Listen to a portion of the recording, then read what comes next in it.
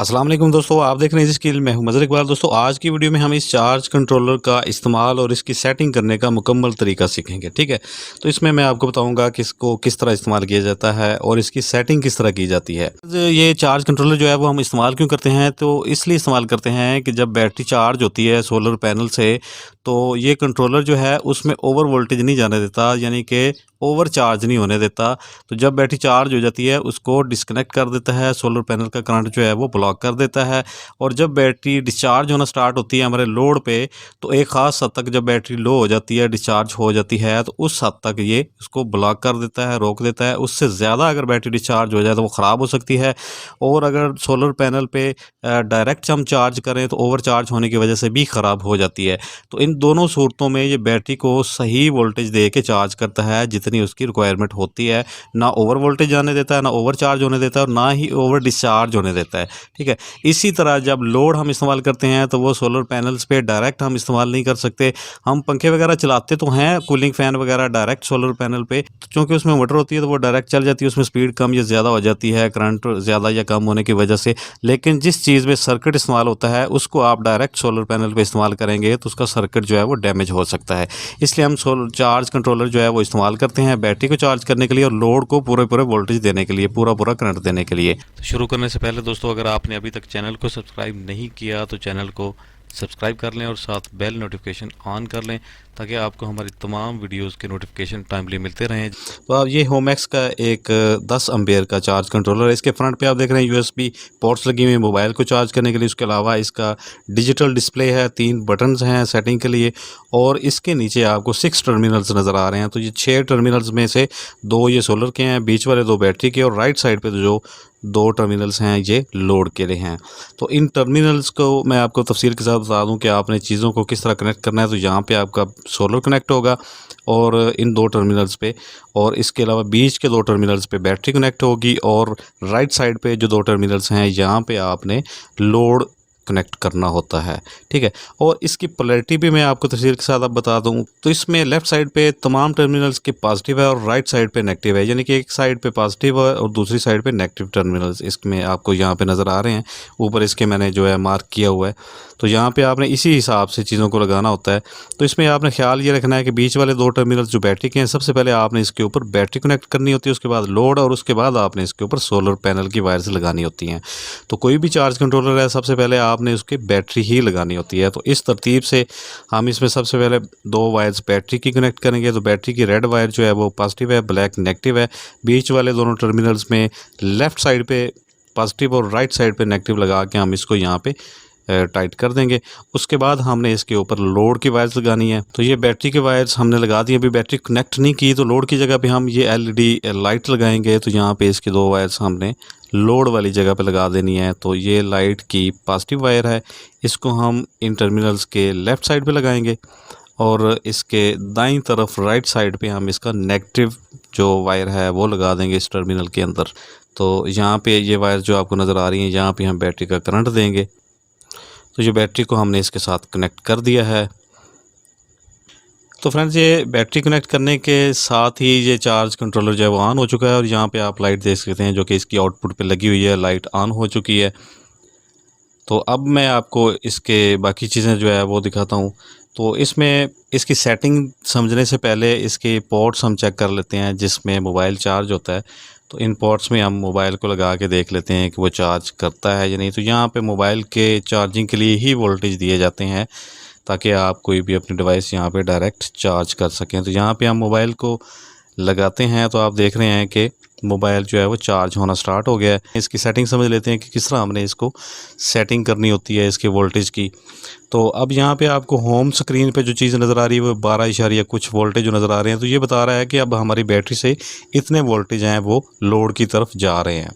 तो ये बैटरी के वोल्टेज बता रहा है। अब लेफ़्ट साइड पे जो 3 बटन में से है, इसमें एक को हमने प्रेस किया लेफ़्ट साइड वाले को, तो यहाँ पे अब 13.7 जो नज़र आ रहा है। तो इसका मतलब ये है कि अब ये हमारे सोलर पैनल से जो वोल्टेज आएंगे वो 13.7 वोल्टेज तक اس کو بیٹری کو یعنی کہ اس کی ان پٹ دے گا بیٹری کو چارج کرنے کے لیے، اس سے زیادہ بیٹری چارج نہیں ہوگی، ٹھیک ہے، تاکہ بیٹری خراب نہ ہو جائے۔ بیٹری سیفٹی کے لیے اگر کوئی آپ بڑی بیٹری لگاتے ہیں تو یہاں پہ وولٹیج انکریز کرتے ہیں۔ ایک بار اور بٹن کو پریس کیا تو یہاں پہ آپ دیکھ رہے ہیں کہ 12.0 یعنی کہ 12 وولٹ یہاں پہ نظر آ رہے ہیں، تو اس کا مطلب یہ ہے کہ ہمارا یہ چارج کنٹرولر جو ہے یہ 12 وولٹ پہ آن کرے گا لوڈ کو، یعنی کہ جب بیٹری فل چارج ہو گئی، 12 وولٹ کرنٹ ہو گیا، تب ہمارا لوڈ جو ہے وہ اس کو آٹومیٹکلی یہ چارج کنٹرول آن کر دے گا۔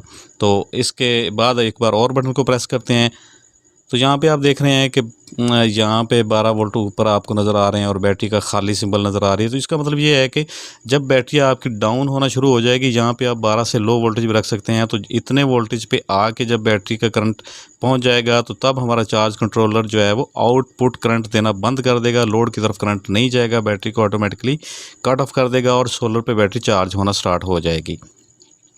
اس کو ایک بار اور پریس کیا تو یہاں پہ آپ کو جو 24 کے ساتھ چھوٹا سا ایچ نظر آ رہا ہے، یعنی کہ 24 آورس، تو اس کا مطلب یہ ہے کہ یہ 24 آورس کے لیے آپ کا جو یہ چارج کنٹرولر ہے یہ آپ کے لوڈ کو کرنٹ دیتا رہے گا اور یہ آن رہے گا۔ تو اس کی ٹائمنگ آپ چینج کر سکتے ہیں، یعنی آپ چاہتے ہیں کہ شیڈول کرنا چاہتے ہیں کہ 3 گھنٹے کے لیے یا کچھ ٹائم کے لیے آن رہے تو یہ کر سکتے ہیں۔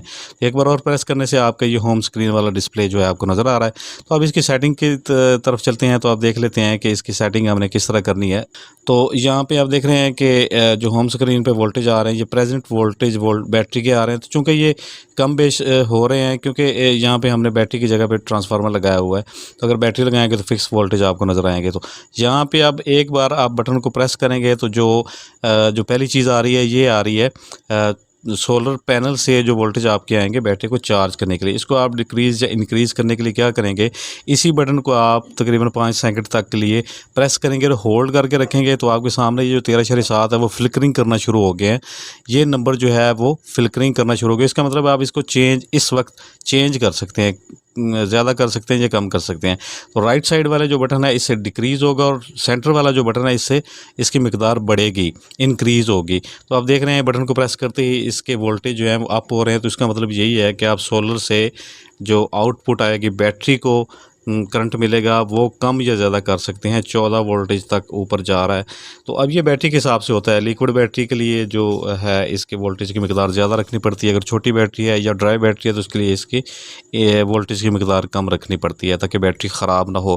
تو بیٹری ہمیشہ جو ہے وہ خراب تبھی ہوتی ہے جب اوور چارج ہو یا پھر بیٹری زیادہ ڈسچارج ہو جائے، تب بیٹری خراب ہوتی ہے۔ تو اس کے لیے یہاں پہ اس کو سیٹ کرنا ضروری ہوتا ہے کہ آپ کی بیٹری نہ تو زیادہ چارج ہو نہ ہی بیٹری زیادہ ڈسچارج ہو۔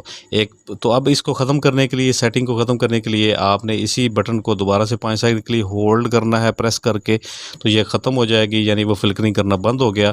تو اب اگلی سیٹنگ پہ چلتے ہیں، ایک بار اور پریس کرتے ہیں اسی بٹن کو، لیفٹ سائڈ والا، تینوں بٹنس میں سے جو لیفٹ سائڈ والا بٹن ہے اس کو ایک بار اور پریس کرنے سے یہاں پہ آپ کے پاس جو 12 وولٹیج آ رہے ہیں، اس کا مطلب ہے کہ یہ چارج کنٹرولر جو ہے 12 وولٹ پہ آن ہوگا، یعنی بیٹری چارج ہو گئی۔ جب 12 وولٹ تک کرنٹ آ گیا تب آپ کو یہ آؤٹ پٹ میں لوڈ کی طرف کرنٹ دینا سٹارٹ کر دے گا۔ اب اس کو اگر چینج کرنا چاہتے ہیں تو اسی بٹن کو آپ نے 5 سیکنڈ کے لیے تقریباً دوبارہ پریس کر کے رکھنا ہے، یہ بھی فلکرنگ کرنا شروع ہو جائیں گے۔ تو یہاں پہ آپ کو سینٹر والے بٹن سے اس کو انکریز کر سکتے ہیں اور لیفٹ سائڈ والے بٹن سے اس کی مقدار کو آپ ڈیکریز کر کے کم بھی کر سکتے ہیں۔ تو یہ منیمم 12 وولٹ ہی ہیں، یعنی کہ 12 وولٹ تک بیٹری چارج ہوگی تبھی آپ کا جو ہے وہ یہ کنٹرولر آن ہوگا۔ اب اس کو ختم کرنے کے لیے آپ دوبارہ سے اسی بٹن کو 5 سیکنڈ کے لیے دبا کے رکھیں گے، تو یہ والا سیٹنگ کا آپشن جو ہے فلکرنگ کرنا بند ہو گیا۔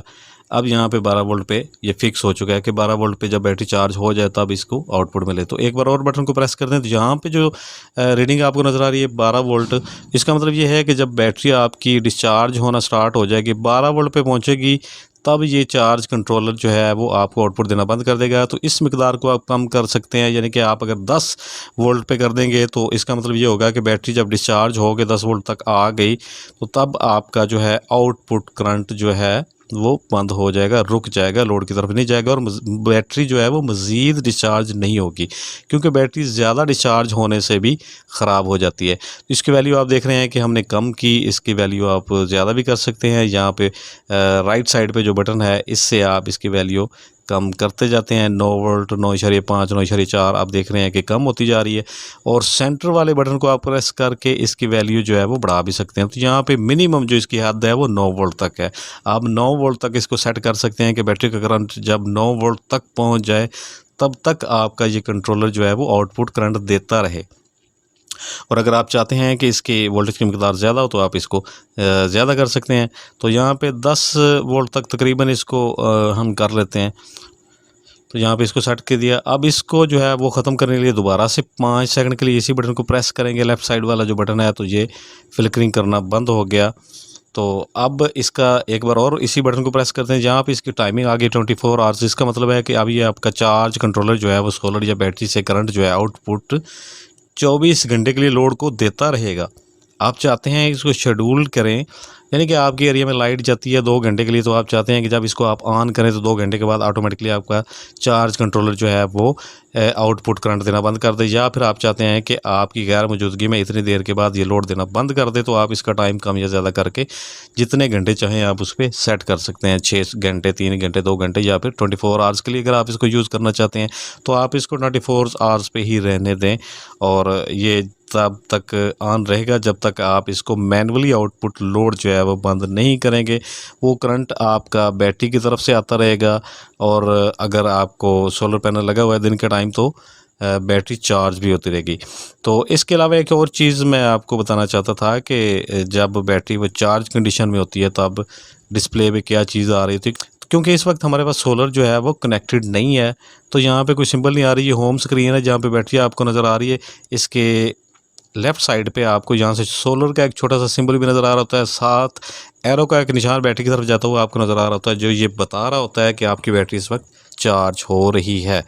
تو یہاں پہ چونکہ ویڈیو میں نے رات کو بنائی تو یہاں پہ وہ سمبل نہیں آ رہی. تو دوستو یہ تھی اس چارج کنٹرولر کی سیٹنگ. آئی ہوپ کہ آپ کو یہ ویڈیو پسند آئی ہوگی. ویڈیو پسند آئی ہو تو اس کو لائک ضرور کیجیے گا, چینل کو سبسکرائب کر لیں. اللہ حافظ.